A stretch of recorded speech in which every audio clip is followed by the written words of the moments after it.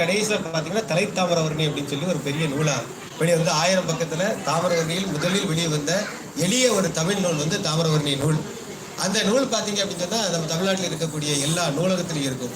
அதுக்கு பிறகு இப்போ பார்த்தீங்க அப்படின்னு சொன்னால் நான் திருத்தந்தியில் எழுதிட்டு இருக்கேன். நீங்கள் செவ்வாய்க்கிழமை வெள்ளிக்கிழமை திருத்தந்தியை புரட்டி பார்த்தீங்கன்னா ஒரு வாரத்துக்கு ஒருக்க ஏதாவது ஒரு கட்டுரை இருக்கும்.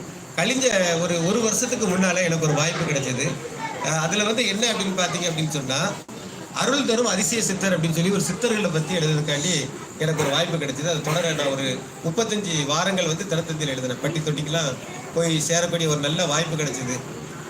அப்போ பார்த்தா தான் திருநெல்வேலி மாவட்டத்தில் எத்தனை சித்தர்கள் வாழ்ந்தாங்க அப்படின்னு சொல்லி என்னால் அறிய முடிஞ்சது. வடநாட்டு சித்தரில் இருந்து நெல்லை டவுனில் இருக்கக்கூடிய அமாவாசை சித்தரில் இருந்து அப்படியே பார்த்தீங்கன்னா வேலப்ப தேசிகரில் இருந்து நான் அப்படியே போகும்போது ஒவ்வொரு கிராமங்கள்லையும் ஒவ்வொரு கிராமத்திலும் இருக்கக்கூடிய சித்தர்கள்லாம் முழுக்க அந்த யோக நெறியில தான் வாழ்ந்துருக்கிறாங்க. அவங்க எப்போ நம்ம பிறந்தோம் எப்போ இறக்க போகிறோம் அப்படிங்கிறது கூட அவங்க அழகாக தெரிஞ்சு வச்சுருந்துறாங்க. இன்னைக்கு இறக்க போகிறோம் அப்படிங்கக்கூடிய தெரியக்கூடிய மகான்கள் வாழ்ந்த இந்த புண்ணிய பூமி அப்படிங்கிறதே அறிஞ்சுக்கிட்டேன். அதே மாதிரி எனக்கு வந்து தாமிரவர்ணி தோன்றக்கூடிய இடத்துக்கு போகணும்னு சொல்லி ரொம்ப நாள் ஆசை. அந்த ஆசைக்காண்டி நாங்கள் வந்து போனோம். இப்போ ஐயாலாம் அடிக்கடி பொதிகைமலைக்கு போயிருப்பாங்க. நம்ம பொதிகைமலை அப்படிங்கிறது வந்து வேற எங்கே இருக்குது அப்படின்னு சொன்னால் பாபநாசத்துலேருந்து கிட்டத்தட்ட ஒரு 28 கிலோமீட்டர் தொலைவில் தான் இருக்குது. ஆனால் 28 கிலோமீட்டர் தொலைவில் தானே இருக்குது. நம்ம அங்கே இருக்கக்கூடிய திருச்செந்தூர் கூட 50 கிலோமீட்டர் தொலைவு. 1 மணி நேரத்தில் நம்ம பஸ்ஸில் போயிருந்தோம். ஆனால் இங்கே போகிறோம் அப்படின்னு சொன்னால் 3 நாள் ஆகும். அது எப்படி அப்படின்னு சொன்னால் முதல் நாள் இங்கேருந்து நம்ம போய் அங்கே இருக்கக்கூடிய போனக்காடு அப்படிங்கிற ஒரு இடத்துல இருந்து காணித்தலம் அப்படிங்கிற ஒரு இடத்துல இருந்து நம்ம காரெல்லாம் அங்கே கொண்டு நிப்பாட்டிட்டு அதுக்கப்புறம் நடக்க ஆரம்பிப்போம். 28 கிலோமீட்டர் நடக்கணும். இது 3 நாட்கள் நம்ம போயிட்டு வர்றதுக்கு ஆகும். இதில் நம்மளை முதல்ல தாக்குறது என்னது அப்படின்னு சொன்னால் அட்டைக்கடி. அட்டை வந்து நம்ம காலை கடிச்சிக்கிட்டோம் அப்படியே ரத்தத்தை உறிஞ்சிடும். இதுதான் முதல் நம்மளை தாக்கக்கூடியது அட்டைக்கடி. அதையும் தாண்டி அப்படியே நம்ம நடந்து போனோம் அப்படின்னு சொன்னால் அங்கே கூட பார்த்தீங்க அப்படின்னா நிறைய ஏசி காடு மாதிரி இருக்குது. அந்த எப்போதுமே மே மாதம் 1ஆம் தேதி நம்ம பகுதியில் சுட்டரிக்கிற வெயில் நடந்திருக்கோம். ஆனால் இப்போ மழை பெஞ்சுது. ஐயா கூட நீங்கள் மழை பெய்யுது கொஞ்சம் உள்ளே வாங்க அப்படின்னாங்க. அதுக்குள்ளே முருகன் ஐயா அங்கே வந்து ஏதோ ஒரு ஜெபம் பண்ணாங்கன்னு நினைக்கிறேன். அந்த மழையை கூட நிறுத்திட்டாங்க. இங்கே அந்த அதிசயம் எங்கேயும் நடந்தது. அந்த மாதிரி நிறுத்தக்கூட முடியாது. அந்த அளவுக்கு மே மாதம் 1ஆம் தேதி அங்கே மழை பெஞ்சிக்கிட்டே இருக்கும். இப்போ நான் இருக்கிற இடம் பார்த்தீங்கன்னா எனக்கு முன்னால் இருக்கிற நபர் தெரியாது, பேசுறது குரல் மட்டும் கேட்கும். இது என்ன அப்படின்னு சொன்னால் இதான் அகத்தியரோட பேரருள். இது அகத்தியரோட பேரருள். எல்லா பக்கமும் தண்ணீர் பஞ்சம் இருக்கும். ஆனால் தாமிரவர்ணியில் மட்டும் தண்ணீர் பஞ்சம் இருக்காது. அதற்கு காரணம் என்னன்னா நம்மளுடைய குரு அகத்திய பெருமான் செய்கின்ற அற்புத லீலை. அந்த பொதிகை மலையில் அந்த பொதிகை மலை இருக்கக்கூடிய அந்த மேகங்கள் மே மாதம் 1ஆம் தேதி கூட நம்ம மேலே அப்படியே மேலே அடிச்சுக்கிட்டே இருக்கும், மேலே பண்ணிக்கிட்டே இருக்கும். அதையும் தாண்டி நம்ம போனால் ஒரு நாள் ராத்திரி அங்கே போய் தங்கியிருந்தா அங்கே தங்கியிருக்க கூட துணையாக இருக்கிறாரு, அகத்தியர் எங்களை கூட்டிகிட்டு போயிடுவார் அப்படிங்கக்கூடிய ஒரு வலுவான ஒரு தைரியத்தோட மறுநாள் காலையில் நாங்கள் இங்கேருந்து கிளம்பும் போது முட்டி ஏற்றம்னா இங்கே ஒரு கால் வச்சோம்னா இன்னொரு கால் இங்கே வைக்கணும். அந்த மாதிரி உயரமான ஏற்றம்.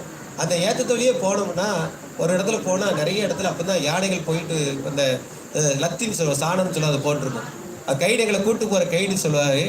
இப்போ தான் யானை வந்துட்டு இருக்குது. யானைக்கு ரொம்ப பிடிச்சது வந்து காலையில் டிஃபன் வந்து மூங்கில், அதை இப்போ தான் சாப்பிட்டு போகுது அப்படின்னு. ஒத்த யானை கிட்ட மாட்டிடுறாங்க, உங்களை பிடிச்சி உள்ளே போட்டு அப்படின்பாங்க.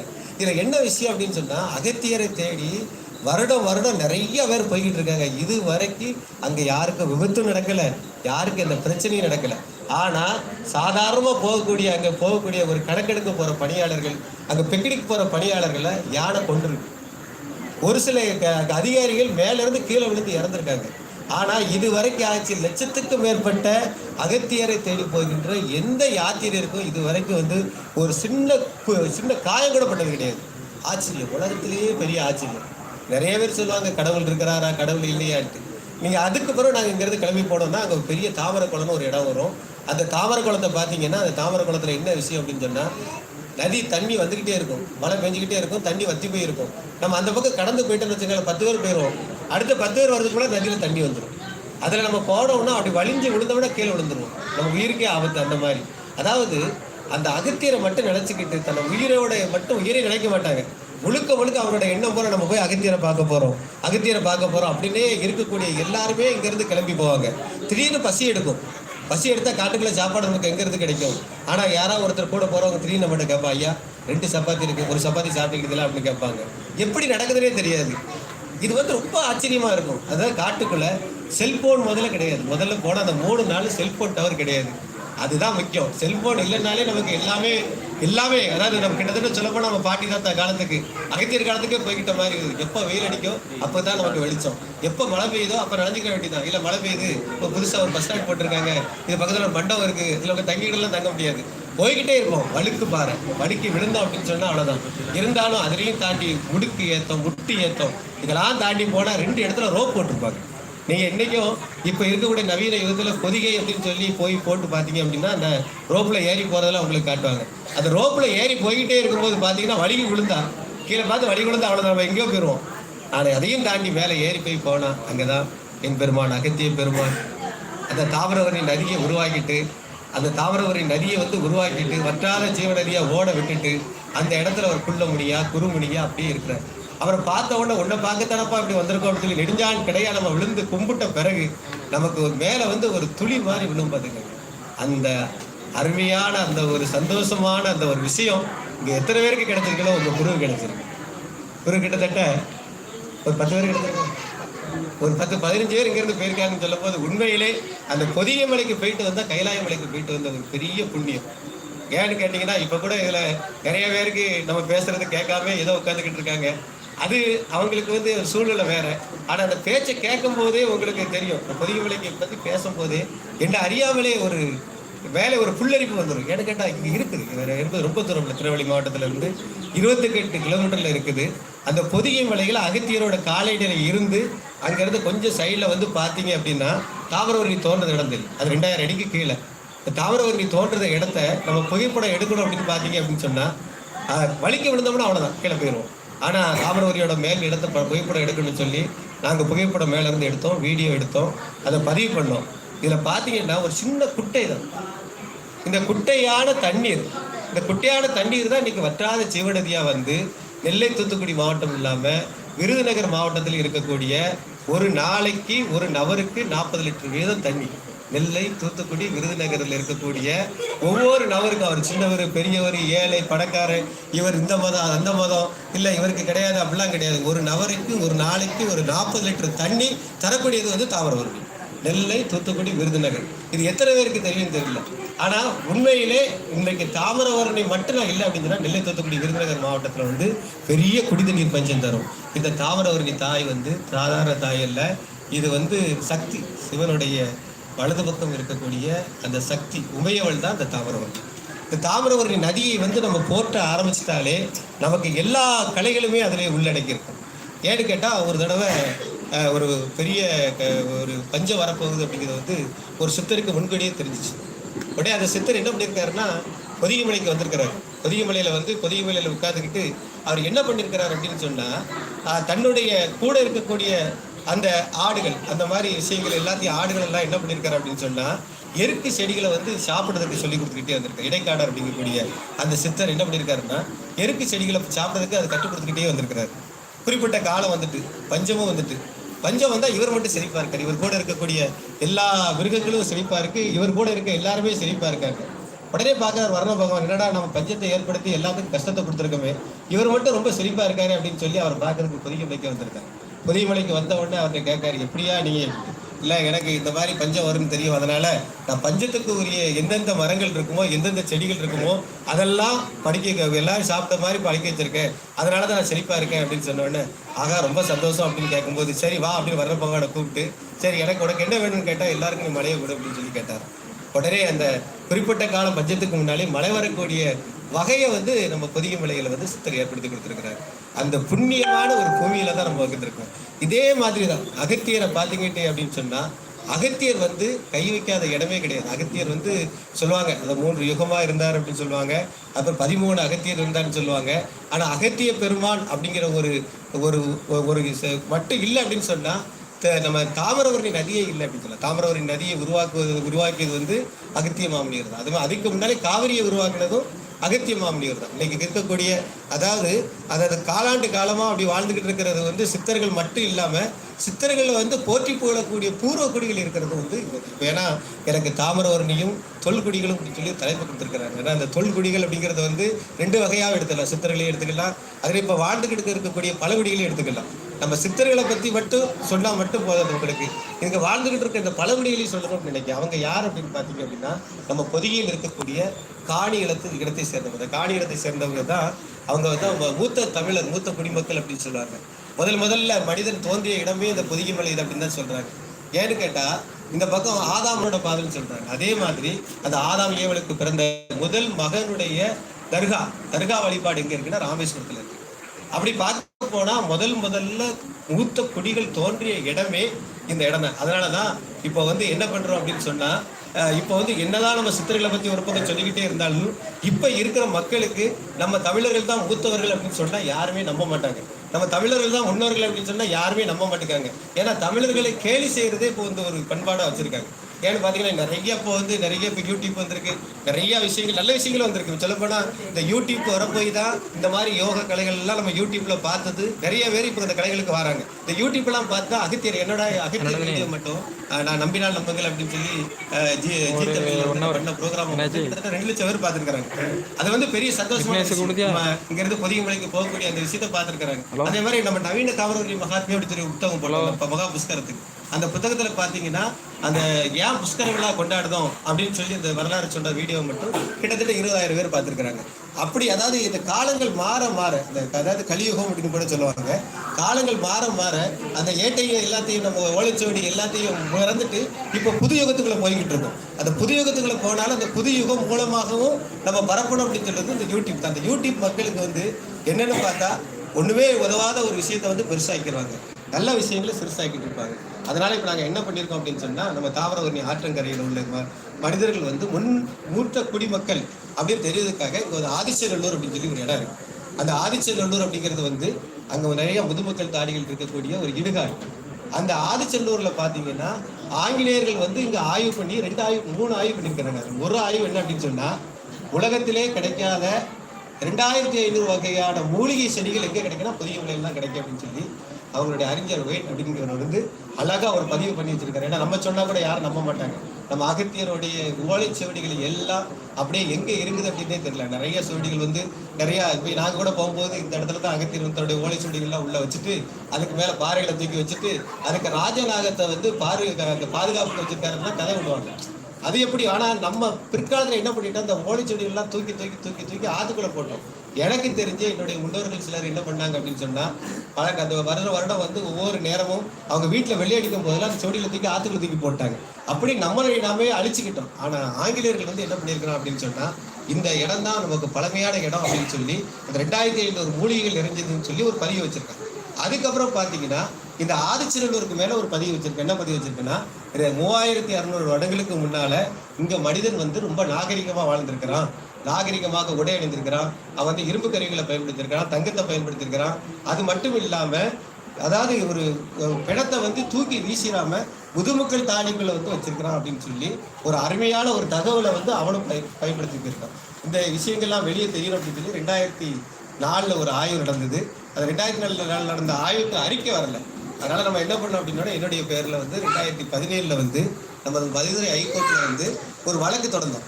அந்த வழக்கு தொடர்ந்து இந்த 2004 எடுக்கப்பட்ட முதுமக்கள் தாலியை வந்து அமெரிக்காவில் இருக்கக்கூடிய புளோரிடா அப்படிங்கக்கூடிய ஒரு ஆய்வு மையத்துக்கு அனுப்பி அதோடைய வயதை வந்து 2900 அப்படின்னு சொல்லி நிரூபிச்சிருக்கோம். அந்த நிரூபிக்கிறதுக்கு எனக்கு ஒரு வாய்ப்பை வந்து ஆண்டவன் கொடுத்தா, அதை வச்சு நம்ம நிரூபித்தோம்.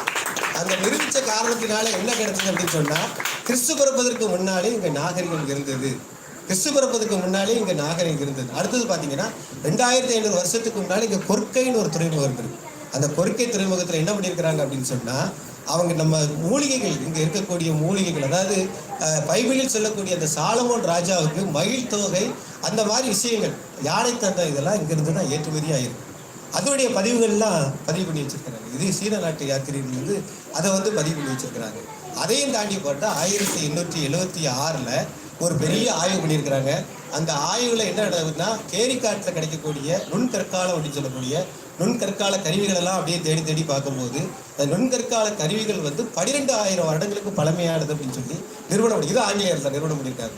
இந்த நேரத்தில் தான் லக்னோவில் இருக்கக்கூடிய ஒரு ஆய்வு மையம் நம்ம பகுதிக்கு வந்து இந்த தேரிக்காடு சொன்னாங்க. தேரிக்காடை பார்த்தீங்கன்னா நமது தாமிரவர்ணி வந்து 24,000 வருடங்களுக்கு முன்னால அங்கேருந்து ஃபுல்லாக ஓடி அதோட, அதாவது இந்த மாதிரி அணைக்கட்டுலாம் கட்டலை, அதாவது எனக்கு தெரிஞ்ச எங்கள் தாத்தா காலத்தில் கூட பார்த்தீங்கன்னா இந்த பெரிய அணைக்கட்டு கட்டலை எங்கே, அதாவது இந்தியா சுதந்திரம் அடைஞ்ச பிறகு தான் நம்ம பாபநாசத்தினுடைய மேலணை அப்படின்னு சொல்லி கட்டினாங்க. அந்த மேலணை கட்டுறதுக்கு முன்னால் பாபநாசத்தில் மழை பெஞ்சிட்டுனா இன்னைக்கு காலையில் பெஞ்சா சாயங்காலமே இங்கே வெளில வந்துடும். குடியிருப்பெல்லாம் அடிச்சுட்டு போயிடும். எனக்கு தெரிஞ்சு வைக்கப்போர்லாம் அப்படியே அங்கேருந்து தூக்கிட்டு வராங்க. வைக்கப்போருக்கு மேலே அப்படியே சேவல்லாம் நிற்கும், சேவல் ஆடுகள்லாம் நிற்கும். ஊரில் இருக்க பெரிய ஆளுகள்லாம் இங்கேருந்து ஓடி போய் அந்த வைக்கப்படப்பை இழுத்து உள்ளே இருக்க பொருள்லாம் கொண்டு வராங்க. அப்படி வந்த பொருளாக தான் எங்கள் வீட்டில் ஒரு கடிகாரம் ஓடிக்கிட்டு இருக்கு. அந்த கடிகாரம் ஒரு குடிசை வீட்டிலேருந்து கொண்டு வந்த கடிகாரம் தான். கிட்டத்தட்ட ஒரு 40 வருஷத்துக்கு முன்னால். எனக்கு இப்போ 53 வயசு இருக்குது. சின்ன வயசாக இருக்கும்போது அதை தூக்கிட்டு வந்த கடிகாரம். இன்னும் அந்த கடிகாரம் ஓடலாம் எங்கள் வீட்டில் எல்லாருக்கும் ரொம்ப கவலையாயிடும். அந்த அளவுக்கு அந்த கடிகாரம் இன்னும் ஓடிக்கிட்டு இருக்கு. இதெல்லாம் எடுத்தது எங்கே எடுத்ததுன்னா அந்த ஆற்று வெள்ளத்தில் இருந்து அந்த அளவுக்கு ஆற்று வெள்ளம் வந்துச்சு. ஆனால் இப்போ 92க்கு பிறகு ஆற்று வெள்ளம் வரவே இல்லை. அதற்கு காரணம் என்ன அப்படின்னு சொன்னால் நம்ம மனிதர்கள் நம்ம என்ன பண்ணுறோம்னா நம்மள இல்லாமல் கொஞ்சம் கொஞ்சமாக அடிச்சுக்கிட்டு இருக்கோம். இப்போ இந்த வரைக்கும் இவங்க நம்ம குருவெல்லாம் சேர்ந்து யோகா கலையை நமது வயதை 5 லட்சமாக ஆக்கணும் அப்படின்னு சொல்லி அதில் 5000 ஆக்கணும் அப்படின்னு சொல்லி. ஏன்னா எனக்கு தெரிஞ்சு நம்ம பாளையங்கோட்டை பஸ் ஸ்டாண்டில் இருக்கக்கூடிய ஒரு மகான், முஸ்லீம் மகான், அவர் முஸ்லீம் மகான் 365 வயசு வரைக்கும் ஆண்டிருக்கார். அவருக்கு பத்தமடையிலையும் இங்கேயும் 6ஆம் மண்டை கொங்கராயக்குறிச்சி புறையும் அப்படிங்கிற 4 ஊரில் அடக்கஸ்தலம் இருக்கும். மீரானையாவுக்கு தெரியும். அடக்கஸ்தலம் 4 இடத்துல அவருக்கு இருக்குது. நம்ம திருநெல்வேலியில் இருக்குது. அவர் நபிகளோட வழித்தோன்றல். அவர் 365 வருடம் வாழ்ந்ததான் சொல்கிறாங்க. நம்ம பகுதியில் இருந்தவரை தான். அதே மாதிரி அதாவது இவங்க இல்லாதெல்லாம் சொல்லலை. எனக்கு நல்லா இங்கே வந்த பிறகு தெரிஞ்சதுன்னா இல்லாதது எதுவுமே சொல்லலை. இவங்க சொல்கிற எல்லா விஷயங்களுமே நடக்கக்கூடிய விஷயங்கள், நடந்துக்கிட்டு இருக்கக்கூடிய விஷயங்கள், இப்போ கொஞ்ச நாள் நம்ம மறந்த விஷயங்கள். அந்த விஷயங்களை தான் அவங்க சொல்லிக்கிட்டு இருக்காங்க. ஏன்னா அந்த காலத்தில் எனக்கு தெரிஞ்சே தெரியும்.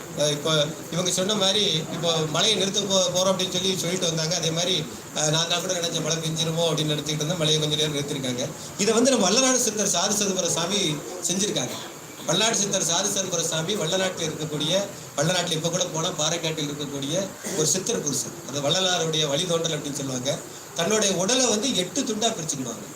ஒரு இடம் அவர் அந்த பகுதியில் இருக்கும்போது அவரை இவர் நிறைய பேருக்கு தாழ்த்தப்பட்ட மக்களுக்கெல்லாம் சப்போர்ட் பண்ணுறாரு, இவரை சும்மா விடக்கூடாது, இவரை வெட்டிடணும் அப்படின்னு சொல்லி ஒரு குரூப் இவரை வெட்டதுக்கு வராங்க. வெட்டதுக்கு வரும்போது சண்டல் வழியாக எட்டி பார்த்தா அங்கே 8 துண்டாக இருக்குது. ஏன்னா நமக்கு முன்னால் எவ்வளோ அவரை 8 துண்டாக போட்டுட்டு போயிட்டாங்க அப்படின்னு சொல்லி அந்த சித்தரை அப்படியே போட்டு போயிட்டாங்க. அந்த சித்தரை போட்டு போன பிறகு காலையில் அவர் திரும்ப குளிச்சு எல்லாம் வெளியே அந்த திருடர்கள்ட்ட கேட்டாராம், என்னப்பா நீங்கள் வந்த காரியம் நேற்று முடிஞ்சுதா அப்படின்னு கேட்டார். அவங்க அப்படியே அசைந்துட்டாங்க. அந்த அளவுக்கு தன்னுடைய உடலை 8 துண்டாக பிரித்து வாழக்கூடிய யோகங்களை தெரிஞ்சு கொண்ட வல்லநாட்டு சித்தர் வாழ்ந்த புண்ணிய பூமி இந்த பூமி. அந்த வல்லநாடு சித்தரோட புண்ணிய பூமி இன்னைக்கும் பாறைக்காட்டில் இருக்குது. அவர் மிருகங்கள் எல்லாம் அப்படியே தன்னுடைய கைக்குள்ளே கொண்டு வந்துடுவார். எப்படின்னு பார்த்தா சதுரகிரியில் இருக்கக்கூடிய ஒத்தை கொம்பன் யானை அப்படிங்கிற யானை அடம் பிடிச்சி, அதாவது மதம் பிடிச்சி, அது மதம் பிடிச்சி ரொம்ப மோசமாக இருந்திருக்கு. அது இப்போ கூட அந்த சமயத்தில் கூட பார்த்தா வேளாக்குறிச்சி ஆதீனம்னு சொல்லி நமது திருநெல்வேலியில் இருக்கக்கூடிய கல்லணை குறிச்சி தலைமையிடமாக கொண்ட வேளாக்குறிச்சி ஆதீனை கருத்தா இப்போ நாகப்பட்டினத்தில் இருக்காங்க. அவரும் ஒரு யானை வளர்த்தாங்க. அந்த யானை இப்போ போன ஒரு 15 நாளைக்கு முன்னால் தான் இறந்தது. அந்த யானைக்கும் மதம் பிடிச்சிட்டே அப்படின்னு சொல்லி டாக்டர்லேருந்து எல்லாருமே பயம் காட்டினாங்க. ஆனால் அவர் சொன்னார், இல்லை மதம் பிடிக்கவே பிடிக்காது, யானைக்கு மதம் பிடிக்கவே பிடிக்காது அப்படின்னு. அதே மாதிரி அந்த மதம் பிடித்ததாக கருதப்பட்ட, அதாவது டாக்டரால் சொல்லப்பட்ட அந்த மதம் பிடித்த யானை, உண்மையிலே டாக்டர் சொல்லிட்டு அது மதம் பிடித்த யானை தாங்க. ஆனால் இவங்களோட ஆன்மீக கட்டுப்பாடில் அந்த யானை அப்படியே தன்னுடைய சாவு நேரம் இதுதான் அப்படின்னு சொல்லி கரெக்டாக அந்த குழி பக்கத்தில் போய் அப்படியே விழுந்து இறந்தது. அந்த மாதிரி இந்த காலத்துல கூட நடக்குது. அதே மாதிரி அவர் என்ன பண்ணியிருக்காருன்னா சதுரகிரியில் துப்பாக்கியால் சுட்டு பிடிக்கணும் அப்படின்னு சொல்லி போன அந்த யானையை ஒத்தகம்பா நெல் அப்படின்னு சொல்லி தன்னுடைய கையால் அப்படியே நிறுத்தி, அதை அப்படியே நிறுத்தி அதுக்கு பிறகு எப்போ போனாலும் அந்த யானை வரணும். ஒற்றை கொம்பன் யானை சொன்ன மாதிரி ஒரு யானைக்கிட்ட போய் நம்ம காட்டுக்குள்ள மாட்டோம்னு நம்மளை அடிச்சு கொண்டுரும்.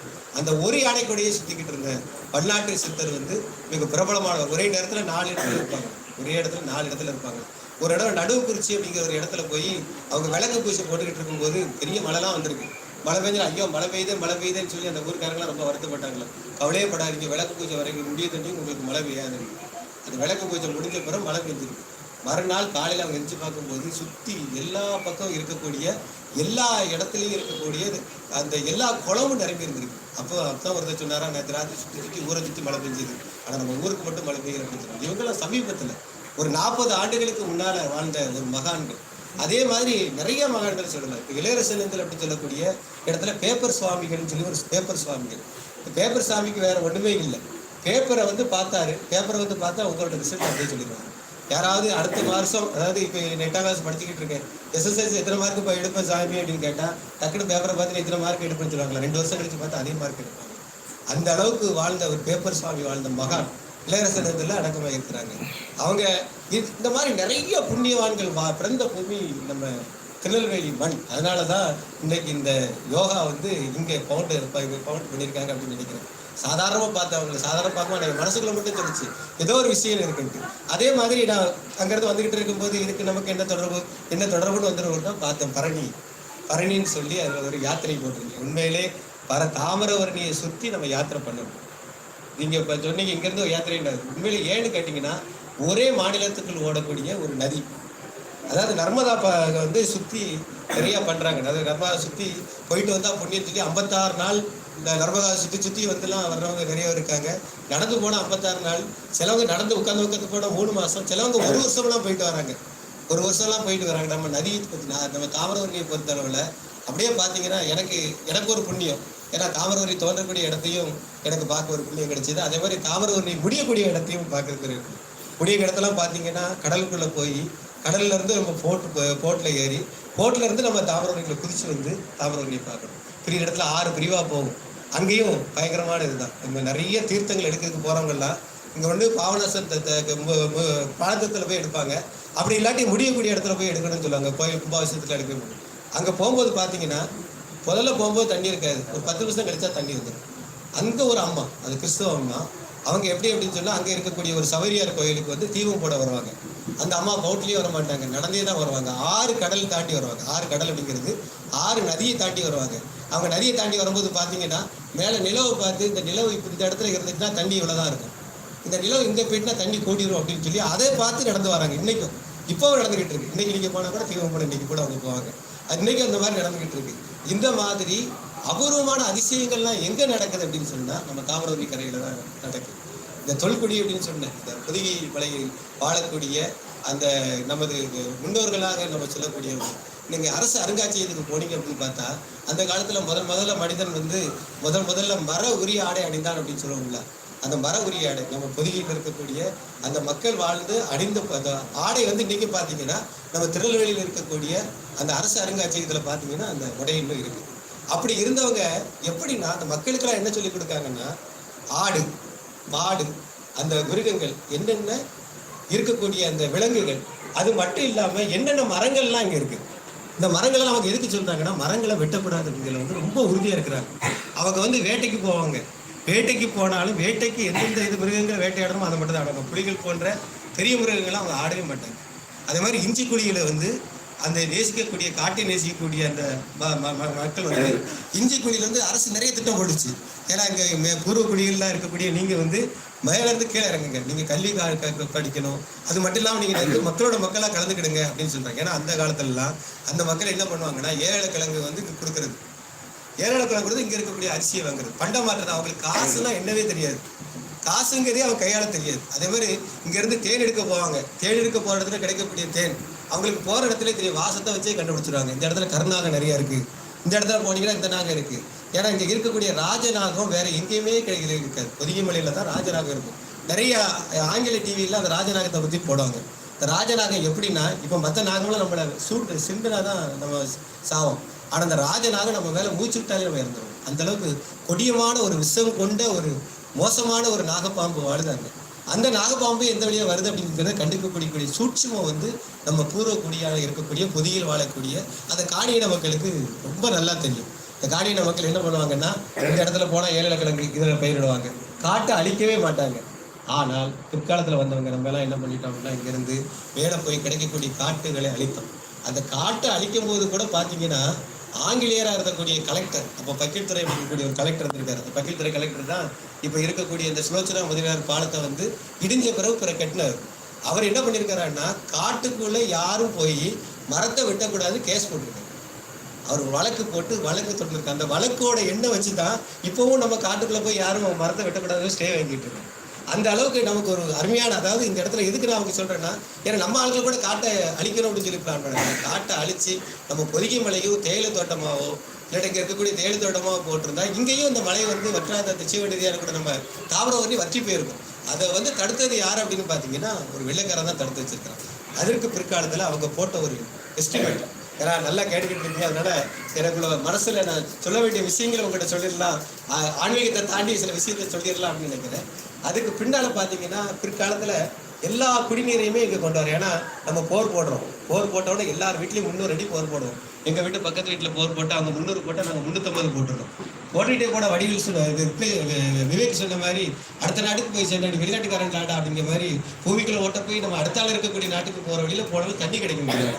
ஆனால் நம்ம மக்கள் என்ன பண்ணியிருக்காங்கன்னா, ஆங்கிலேயர்கள் நம்ம நாட்டை விட்டுட்டு போகும்போது என்ன பண்ணியிருக்கிறாங்கன்னா, எல்லாருடைய குடி தண்ணீருடைய நீர் ஆதாரத்தை தாமிரபரணிக்கு கொண்டு வரணும் அப்படின்னு சொல்லி என்ன பண்ணியிருக்காங்க அப்படின்னு சொன்னால், ஒரு குடிநீரை பூரா இங்கே கொண்டு வரணும்னு சொல்லி திட்டம் போட்டிருக்காங்க. அதுக்காக பின்னால் பிற்காலத்தில் 1947 தான் பாபநாசம் மேலணையை கட்டி அதை முடிச்சு திறக்கிறாங்க. பாபநாசம் மேலணை எப்படி இருக்குன்னு பார்த்தீங்கன்னா, 3 மலை, அழகான 3 மலைகள், அது இடையில கொஞ்சம் தூரம் தான் கட்டியிருப்பாங்க.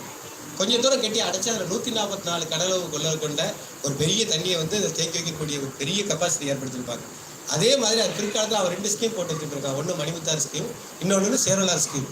இந்த மணிமுத்தாறு ஸ்கீம் பார்த்தா உலகத்திலேயே மண்ணால் கட்டப்பட்ட ஒரு அணை, மண்ணு மூலமாகவே கட்டப்பட்டிருக்கு. ஏன்னா திருநெல்வேலியில் இவ்வளோ பெரிய பெருமையெல்லாம் இருக்குது அப்படின்னு சொன்னால் நம்ம எல்லாருமே தெரிஞ்சுக்கணும். ஏன்னா நிறைய திருநெல்வேலியில் என்ன இருக்குது அப்படின்னு சொல்லி ஒரு வார்த்தையில் சொல்லிடுவாங்க. இல்லை, திருநெல்வேலியில் தான் எல்லாமே இருக்குது, எல்லாத்தோட மூலமே இருக்குது. எப்படி நான் சொல்லணும், அகத்தியர் எப்படி நமக்கு மூலமாக இருந்தாரோ, அகத்தியருக்கு நூல் எப்படி மூலமாக இருந்ததோ, எப்படி நம்ம இறையோகாவுக்கு பவுண்டர் எங்கே இருக்காரோ, அதே மாதிரி நம்ம சொல்ல போனால் எல்லாத்தோட மூலமே சொல்ல போனால் நம்ம திருநெல்வேலி தான்.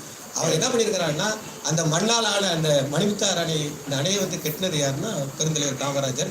அவர் கட்டின அந்த அணைக்கட்டில் என்ன பண்ணியிருக்காருன்னா, 80 அடிக்கு மேலே வந்தால் தான் அவர் நாங்குநேரி, அப்புறம் சாத்தாங்குளம் அந்த பகுதியெலாம் தண்ணி கொடுப்பார். இந்த மாதிரி விஷயம் வெளிநாட்டில் கூட கிடையாது அப்படின்னு சொன்னாங்க. 80 அடிக்கு மேலே தண்ணி இருந்தால் அது பூரா அந்த பக்கத்துக்கு போகும், அது விவசாயத்துக்கு. 80 அடிக்கு கீழே இருந்ததுன்னா 35 அடி வரைக்கும் அது அங்கே உள்ளூர் பாசனத்துக்கு. 35 அடிக்கு கீழே இருந்துச்சுன்னா அந்த தண்ணி முழுக்க அது தாமிரபரணி, அப்படியே தாமிரபரணிக்கு திறந்து விட்டுருவாங்க. அதுக்கு வர பார்த்தீங்கன்னா சேரலார் அணைக்கட்டையை கட்டினாங்க. அது புரட்சித்தில் இருந்துச்சு காலத்தில் கட்டினாங்க. அந்த அணைக்கட்டுக்கும் பாபநாசம் அணைக்கட்டுக்கும் என்ன விஷயம் அப்படின்னு பார்த்தீங்கன்னா, ஒரு பெரிய டனால், யானை இங்கேருந்து நடந்து போனால் அங்கே போயிடலாம், அந்த மாதிரி ஒரு பெரிய டனால் போட்டு வச்சுருப்பாங்க. அதில் சேரலாறில் தண்ணி கூட்டிட்டு அப்படின்னு சொன்னால் அது அப்படியே பாபநாசத்துக்கு வந்துடும். பாபநாசத்தில் தண்ணி கூட்டிட்டுனா அப்படின்னா சேரலாருக்கு வந்து, அதாவது இருக்கக்கூடிய தண்ணியை பூரா அப்படியே சேகரிக்காங்க. அந்த 3 அணைக்கட்டையும் சேகரித்து அதில் மின்சாரம் தயாரிக்கிறாங்க. முதல்ல பார்த்தீங்கன்னா நமது பகுதியில் தான் காத்தால மின்சாரம் தயாரிக்கிறோம், நம்ம பகுதியில் தான் தண்ணியால் மின்சாரம் தயாரிக்கிறோம், நம்ம பகுதியில் தான் அனல் மின்சாரம் தயாரிக்கிறோம். அந்த 3 மின்சாரம் தயாரிக்கக்கூடிய இடம் ஒரே இடத்துல இருக்குது அப்படின்னா ஒருங்கிணைந்த நம்ம நெல்லை மாவட்டத்தில் தான். அது தாமிரபரணியால் தான் அந்த நடந்துக்கிட்டு இருக்குது. அதில் பார்த்தீங்கன்னா அப்படியே சேர்வலாறுலேருந்து ஒரு அருமையான ஒரு மின் விசை குறைகிறது. அது மாதிரி பாபநாசம் மேலணையிலேருந்து அப்படியே கீழணை கொண்டு ஆரம்பித்து தினமும் 2 அடி தண்ணி எடுத்து மின்சாரத்தை தயார் பண்ணிவிட்டு 2 அடி தண்ணியை டெய்லி கழிச்சிக்கிட்டே இருப்பாங்க. இந்த 2 அடி தண்ணீர் தான் நமக்கு இப்போ நெல்லை, விருதுநகர், தூத்துக்குடி மாவட்டத்துக்கு ஒரு நாளைக்கு 40 லிட்டர் தண்ணீர் தந்து கொண்டு இருக்கிற தாமிரபரணி. இது பார்த்தீங்கன்னா செங்கோட்டையோட கூட்டு குடிநீர் திட்டம், உடங்குடி கூட்டு குடிநீர் திட்டம் அப்படின்னு சொல்லி கூட்டு குடிநீர் திட்டம், விருதுநகர் கூட்டு குடிநீர் பார்த்தா எல்லா ஊர்லேயும் ஒரு கூட்டு குடிநீர் திட்டம் இருக்கும். அந்த கூட்டு குடிநீர் திட்டத்தில் ஒரு இடத்துல ஒரு நிமிஷத்துக்கு 1 கோடி லிட்டர் தண்ணியை ஊற்றிக்கிட்டு இருக்காங்க. அந்த தண்ணியும் பிரமாதமாக தந்துக்கிட்டு இருக்கிறது நம்ம தாமிரபரணி. இதெல்லாம் நான் எதுக்கு சொல்ல வரேன் அப்படின்னா, இந்த அருமையான இந்த தாமிரபரணி, நம்ம அகத்தியரால் உருவாக்கப்பட்ட தாமிரபரணி, நம்ம நெல்லை மண்ணை புகழை உலகுக்கு பறைசாற்றிக்கிட்டு இருக்கிற தாமிரபரணியை இப்போ நம்ம யாருமே காப்பாற்றுறது கிடையாது. தாமிரபரணியை பற்றி யாருக்குமே எதுவுமே தெரியுது கிடையாது. அதைத்தான் இப்போ நம்ம ஐயா அம்மாவெல்லாம் செஞ்சுக்கிட்டு இருக்காரு. இங்கேருந்து யாத்திரையாக போய் தாமிரபரணியோட புகழை சொல்லி, இது தாமிரபரணி இப்படியாப்பட்ட புகழை விடையாது, இந்த தாமிரபரணியை நீங்கள் காப்பாற்றுங்க அப்படின்னு. அதே மாதிரி இன்னும் ஒரு விஷயத்தை மட்டும் உங்கள்கிட்ட சொல்கிறேன். இங்கே இருக்கக்கூடிய அணைக்கட்டுகள் பூரா சிறப்பான ஏன்னு கேட்டால், இங்கே கட்டப்பட்ட அணைக்கட்டை நம்ம சிற்றரசுகள், ரொம்ப காலத்துக்கு முன்னால் உள்ள சிற்றரசுகள், கிட்டத்தட்ட சொல்ல போனால் 1000 வருடங்களுக்கு முன்னால் உள்ள சிற்றரசுகள் அணையை கட்டியிருக்காங்க. எப்படி கட்டியிருக்கிறாங்கன்னா, ஒரு முதல்ல எடுத்தோட பாபநாசத்தில் தலையணைகள் இருக்குது. அந்த தலையணையில் இருக்கக்கூடிய தண்ணி கோடை மேலணை அணை, கோடை கீழணை அணை 2 அணையில் விழுந்துட்டு அந்த எல்லா தண்ணியும் மீதி எப்படி விழுந்து பார்த்தீங்கன்னா திரும்ப தாமிரபரணியிலே வந்துடும். அதுக்கப்புறம் நதியுனி அணை, இந்த நதியுனி அணையில் உள்ள தண்ணி அப்படியே எல்லாத்துக்கும் பாசனத்தை கொடுத்துட்டு கடனா நதியில் விழுந்து அப்படியே திருப்படை மருந்துல தாமிரபரணியில் விழுந்துடும். அப்புறம் கன்னடியன் கால்வாய் பார்த்தீங்கன்னா அப்படியே சேர்மாதேவி, பிராஞ்சேரி பூரா அப்படியே தண்ணியை கொடுத்துட்டு அப்படியே திரும்ப தாமிரபரணியில் விழுந்துடும். பச்சையாறு தாமிரபரணியில் விழுந்துடும். அதே மாதிரி பார்த்தீங்கன்னா பாளையம் கால்வாய்னு சொல்லக்கூடிய பலவூர் அணைக்கட்டில் பார்த்தீங்கன்னா பாளையங்கால்வாயில் இருக்கக்கூடிய தண்ணீர்லாம் அப்படியே இந்த பக்கம் பாளையங்கோட்டை, இந்த பக்கம் வசோபுரம் வரைக்கும் போயிட்டு திரும்ப தாமிரபரணியில் விழுந்துடும். அந்த பக்கம் பார்த்தீங்கன்னா திருநெல்வேலி கால்வாய், கோடகன் கால்வாய் அதே மாதிரி வந்துடும். சிறுவைகுண்டம் தாலுகாவில் இருக்கக்கூடிய மருதூர் அணையும் அதே மாதிரி சிறுவைகுண்டம் அணையும் அதே மாதிரி தான். அதாவது ஒரு சொட்டு தண்ணீரை கூட விடாத அளவுக்கு விவசாயத்துக்கு பயன்படுத்தணும். விவசாயத்துக்கு ஒரு காலத்துல மும்மாரி மழை பொழிந்ததா சொல்லுவாங்க. தாமிரபரணியில 3 மாறி மழை பொழிஞ்சிருக்கு. ஒன்று வந்து பிசான சாகுபடி, ஒன்று கார் சாகுபடி, ஒன்று முன்கார் சாகுபடி. இப்போ பார்த்தா முன்காரையும் காணும், காணையும் காணும். பிஸ்தானம் நடக்கிறதுக்கு பெரும்பாடாக இருக்கு. அந்த இதுக்கெல்லாம் காரணம் என்னன்னு சொன்னால் மழை அளவு குறைகிறது, தண்ணீரை வந்து நம்ம வந்து பயன்படுத்த ரொம்ப குறையுது, சாக்கடைகளை வந்து நம்மளே கலக்கிறோம். இதை வந்து நம்ம வேற யாரையுமே சொல்லக்கூடாது. அரசையே சொல்றதுக்கு ரொம்ப குறையில்லை, எதையும் சொல்றதுக்கு குறையில்லை. தனி மனிதன் வந்து தாமிரபரணி மேலே உள்ள பற்று பாசம் குறைஞ்சிருக்கு. ஐயா வந்து எனக்கு இன்னைக்கு தாமிரபரணியை பற்றி பேசுறதுக்கு வாய்ப்பு கிடைச்ச உடனே இந்த கருத்தை உங்ககிட்ட நான் சொல்லணும் அப்படிங்கிற கேட்டுட்டு நான் ஓடி வந்தேன். ஏன்னு கேட்டால் எல்லா விஷயங்களும் பெரிய பெரிய விஷயங்கள்லாம் அவங்க சொல்லிட்டாங்க, மிகப்பெரிய விஷயங்களாம் சொல்லிட்டாங்க, உயிர் வாழக்கூடிய விஷயங்களாம் சொல்லிட்டாங்க. நான் சொல்லக்கூடிய ஒரே ஒரு உயிர் வாழக்கூடிய விஷயம் திருநெல்வேலியில் விழக்கூடிய அந்த சாக்கடைகள். திருநெல்வேலியோட சாக்கடைகள் வந்து ஸ்ரீவைகுண்டத்தில் இருக்கக்கூடிய நமது, அதாவது இங்கே இருக்கக்கூடிய பாட்டி விடுற சாக்கடையை அங்கே இருக்கக்கூடிய பேத்தி சாப்பிடுதான். வேற ஒன்றுமே வேண்டாம். நான் சொன்ன மாதிரி இந்த கூட்டுக்குடிநீர் திட்டத்தின் மூலமா அவ்வளவு தண்ணி நேரம் எங்கே போகுதுன்னு பார்த்தா எல்லார் வீட்லையும் அப்படியே நேரம் சமையல் அறைக்கே போயிடுது. ஏன்னா எல்லாருமே இப்போ அவங்கவுங்க சொந்தமாக எல்லாருமே 2000 ரூபா கட்டி எல்லாமே தனியாக வீட்டுக்குள்ளே தண்ணி வாங்கி வச்சுருக்கோம். ஆற்று தண்ணியை நம்ம போகிற தண்ணியெல்லாம் பயன்படுத்தலை, ஆற்று தண்ணியை வாங்கி வச்சுருக்கோம். நம்ம நெல்லை, தூத்துக்குடி, விருதுநகர் மாவட்டத்தில் இருக்கக்கூடிய மக்களை ஒரே நாளில் சோழி பிடிக்கணும், வேற ஒன்றுமே இல்லை.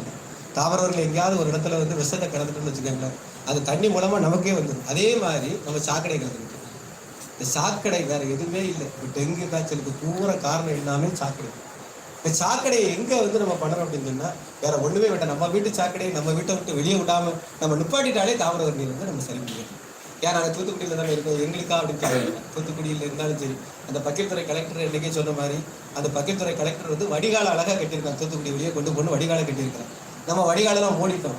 ஆனால் இப்போ இடையில பார்த்தீங்கன்னா திடீர்னு வெளில வந்துச்சு, பக்கீர்துறையோட வடிகாலை திறந்து இருக்கு. அதுக்காக அதாவது நதிகளுக்கு திடீர்னு கோவம் வந்துடும். தண்ணி கொடுத்துக்கிட்டே இருப்பா நம்ம தாமிரபரணி தாய் தந்துக்கிட்டே இருப்பா. திடீர்னு கோவம் வரும்போது பொங்கிடுவா. இப்படி பொங்கின காலம் தான் அவளை செடிகள்லாம் கடலில் போட்டு போயிருந்தான், இருக்கக்கூடிய சாக்கடைகள்லாம் கொண்டு போயிருந்தான். மீண்டும் நம்ம சாக்கடைகளை கவனிக்கணும். ரொம்ப வேதனையாக இருந்தது.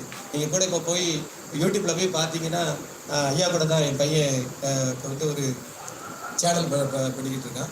ஐயா கூட எக்ஸாம் எடுத்து கூட வந்திருந்தான். அவன் வந்து தாமிரபரணியை காப்பாற்றுங்கள் அப்படின்னு சொல்லி ஒன்று போட்டிருப்பான். அதில் வீடியோவை பார்த்தீங்கன்னா சாக்கடை, அவ்வளோ சாக்கடை வந்து கலக்குது. ஒரு தெய்வ நதி தாமிரபரணி நதி, நம்ம தெய்வமாக போற்றக்கூடிய நதி, நமக்கு குடிக்க மின்சாரம் எல்லாம் தரக்கூடிய நதி, நம்ம போற்றக்கூடிய நதி. அந்த நதி இப்படி ஆட்சி அப்படின்னு சொன்னால் ரொம்ப சந்தோஷம். இந்த இடத்துல வந்து இருக்கக்கூடிய ஆட்கள் வந்து 50 பேராக இருந்தாலும் சரி, நான் வந்து 5 லட்சத்து பேருக்கு சமமாக நினைக்கிறேன். அதனால தான் இந்த நல்ல வாய்ப்பில் வந்து இந்த விஷயத்தை வந்து உங்ககிட்ட வந்து நான் சொல்கிறேன். ஒரு குழந்தைகிட்ட சொன்னால் அது எல்லாத்துக்கிட்டையும் சொல்லணும். அதே மாதிரி ஒரு தாய் குழந்தைகிட்ட சொன்னோம் அப்படின்னு சொன்னால் அவங்க வாரிசாக தன்னோட பாட்டி வரைக்கும் சொல்லணும். ஏன்னா என்னுடைய நாவல்கள், என்னுடைய கதைகள்லாம் என்னுடைய பாட்டி சொன்ன மாதிரியே தான் இருக்குது. என்னுடைய இப்போ நான் வந்து இது வரைக்கும் 50 புத்தகம் எழுதியிருக்கிறேன். 50 புத்தகத்தில் நிறைய புத்தகம் பார்த்தீங்கன்னா என்னோட பாட்டி கதை சொல்கிற மாதிரியே இருக்குது. காரணம் என்னென்னா நாங்கள் பாட்டிக்கிட்ட கதை சொல்கிறது. இப்போ என் பாட்டியை பேச விடுறது கிடையாது. இவன் என்னையே சொல்லப்போனால் அந்த மேடையில் பேச விடுறாங்க. வீட்டில் ஏதாவது ஊரில் ஏதோ விசேஷம் அப்படி வந்து அப்படி பார்த்துட்டு எங்கள் ஊருக்காரனே பார்ப்பான், ஏன் இவர் ரொம்ப பேசுகிறார் அப்படின்னு சொல்லி ஓட ஆரம்பிச்சிருக்கான். ஆனால் அந்த மாதிரி ஒரு சூழ்நிலை இருக்குது. அது தப்பு, பெரிய தப்பு. ஏன்னு கேட்டிங்கன்னா இந்த விஷயம் நிறைய பேருக்கு தெரியாது. தாமிரபரணியில் தண்ணி தருது மட்டும் தெரியும். இந்த நல்ல வாய்ப்பில் உங்களுக்கு நான் வந்து பேசிக்கிட்டு இருக்கேன். எனக்கு 1/2 மணி நேரம் வாய்ப்பு கொடுத்தாங்க. இன்னும் நான் பேசிக்கிட்டே இருந்தால் இன்னும் மற்றபடி நிறைய விஷயங்கள் இருக்குது. இன்னொரு வாய்ப்பில் நான் இன்னொரு தடவை இன்னொரு விஷயங்களில் வரும்போது உங்கள்கிட்ட பேசுறதுக்கு நல்ல வாய்ப்பை தந்த புரட்சி அவர்களுக்கும் மற்றும் இருக்கக்கூடிய ஒவ்வொருத்தருக்கும், ஏன்னு கேட்டிங்கன்னா உங்கள் எல்லாருமே தனிப்பட்ட முறையில் எல்லாருமே பெருமைப்படக்கூடிய ஒரு விஷயம் உள்ள ஆட்கள், எல்லாருமே பெருமைப்படக்கூடிய ஒரு விஷயம் ஆட்கள். ஏன்னா இந்த இடத்துக்கு நீங்கள் சொன்ன மாதிரி முதல்ல கொடிப்படை வேணும். நானே நினச்சி பார்ப்பேன். எனக்கு சித்தரை பற்றி எனக்கு எதுவும் தெரியாது. ஐயா சொன்ன மாதிரி அவங்க ஐயா வழி, நாங்கள் வந்து கல்லாவட்டசாமி வழி. ஏன்னா இந்த கல்லாவட்டசாமி வழின்னா எப்படின்னு பார்த்தீங்கன்னா அந்த கல்லாவட்டசாமி பார்த்தீங்கன்னா புதன்கிழமை என்னோட தம்பி கூட வந்திருக்கிறாரு. அவங்களாம் என்னன்னா எங்களுக்கு வந்து எங்கள் கோயில் முடிஞ்ச கூட நாங்கள் மட்டன் அந்த மாதிரி விஷயங்கள் தான், மட்டன் சாப்பிட்றது தான். எனக்கு தெரிஞ்சு நான் வந்து சிவன் பாவுக்கும் விஷ்ணுவுக்கும் வித்தியாசமே எனக்கு தெரியாது. எனக்கு எல்லாமே கற்றுக் கொடுத்தது வந்து தாமிரபரணி. ஏன்னா நாங்கள் எங்கள் வீட்டில் போய் பார்த்தீங்க அப்படின்னு சொன்னால் எங்கள் ஊரில் வந்து எங்கள் அம்மா போட்டாக்கு முன்னால் சிலுவை போட்டுட்டு நாங்கள் வருவோம் பள்ளிக்கூடத்துக்கு. அந்த மாதிரி தான் எங்களோட வாழ்க்கையெல்லாம் இருந்துச்சு. நான் தாமிரபரணிக்கு வந்த பிறகு இங்கே உள்ள விஷயங்கள்லாம் தெரிஞ்ச பிறகு எவ்வளோ பெரிய சித்தர் பெருமக்கள்லாம் வாழ்ந்துருக்கிறாங்க. இந்த புண்ணிய பூமியில் நம்மளும் இருக்கிறோம் அப்படின்னு நினைக்கும் போது 15 வருஷம் ஆச்சு. நான் தாமிரபரணியில் ஒவ்வொரு கிராமமாக நடந்து வரேன். இப்போ வந்து நான் சுத்தமல்லி கிராமத்தில் தான் நிற்கிறேன். சுத்தவெளி கிராமத்துல தான் அந்த 15 வருஷம் நான் எழுதிக்கிட்டே வரேன். முதல்ல தலைத்தாமரை போட்டாச்சு, இப்போ இடைத்தாமரை வேலை நடந்திருக்கு. நான் சுத்தவெளி கிராமத்தில் தான் நிற்கிறேன். இன்னும் நடந்து வந்துக்கிட்டே இருக்கணும். இன்னொரு 15 வருஷம் கழிச்சா தான் நான் கடலுக்கு போய் நடந்து முடியும். அந்த அளவுக்கு ஒவ்வொரு ஊர்லேயும் இருக்கக்கூடிய ஒவ்வொரு கோயில்களும் எல்லாமே பெருமை மிக்க விஷயங்களா இருக்குது. சின்ன கல்தூண் அப்படின்னு சொல்லிட்டு தூரம் பெற முடியாது. அந்த கல்தூணுக்கு ஒரு புகழ் பாடிக்கிட்டு இருக்கிற ஒரே இடம் வந்து தாமிரவர்ணி தான். ஆக நிறைய திரும்ப பேச ஆரம்பிச்சா முதல்ல இருந்து திரும்ப ஆரம்பிச்சிருவோம். ஆக இந்த நல்ல வாய்ப்பை தந்த உங்கள் எல்லோருக்கும் மீண்டும் ஒரு முறை வணக்கம் சொல்லி விடைபெற்றுக் கொள்கிறேன். நன்றி, வணக்கம்.